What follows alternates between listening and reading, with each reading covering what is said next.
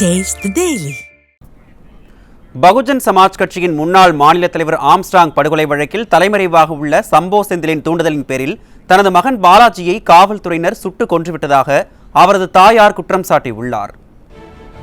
பல்வேறு கொலை ஆழ்கடத்தல் வழக்குகளில் தொடர்புடைய காக்காத்தோப்பு பாலாஜி என்பவரை புதனன்று அதிகாலையில் சென்னை வியாசர்பாடி ஜீவா ரயில் நிலையம் அருகே காவல்துறையினரால் என்கவுண்டரில் சுட்டுக் கொல்லப்பட்டார். இதனைத் தொடர்ந்து பாலாஜியின் உடல் ராயப்பேட்டை அரசு மருத்துவமனையில் பிரேத பரிசோதனைக்காக வைக்கப்பட்டுள்ளது.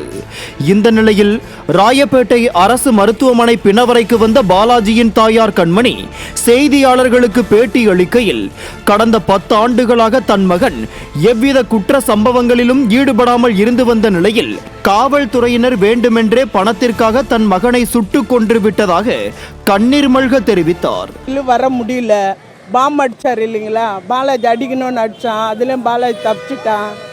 இப்போ இவன் கேஸுக்கு வரணும்னா அவன் வந்தால் தானே இவங்க இந்த கேஸை முடிக்க முடியும் இந்த ஆட்சியில். அதனால் என்ன பண்ணிட்டான், அவன் யாருக்கு பணம் கொடுக்கணுமோ அவங்களுக்கு பணத்தை கொடுத்து சரி கட்டிட்டான். செந்தில் தான் சரி கட்டிட்டான். இப்ப என் புள்ள செத்தா அவன் வருவான் உள்ள, இவங்க கேஸ் முடிக்கிறதுக்கு வாய்ப்பு.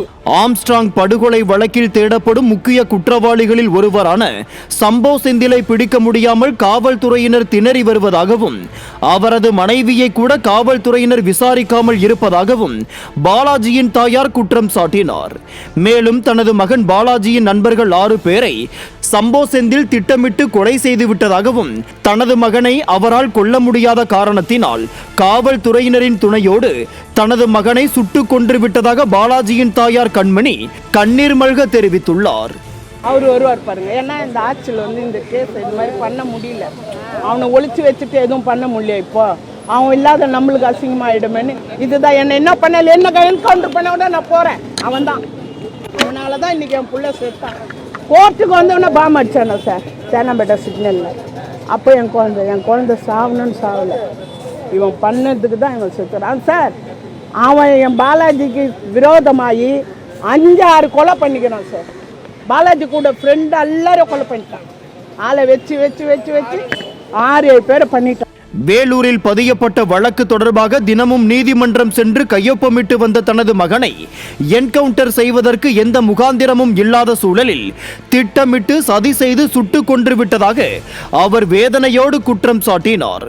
மேலும் ஆம்ஸ்ட்ராங் படுகொலை செய்யப்பட்ட நாளில் இருந்து தலைமறைவாக இருந்த சம்போ செந்தில் தனது மகன் பாலாஜி கொல்லப்பட்டு விட்ட நிலையில் வெளியே வருவார் என்றும் அவர் தெரிவித்துள்ளார்.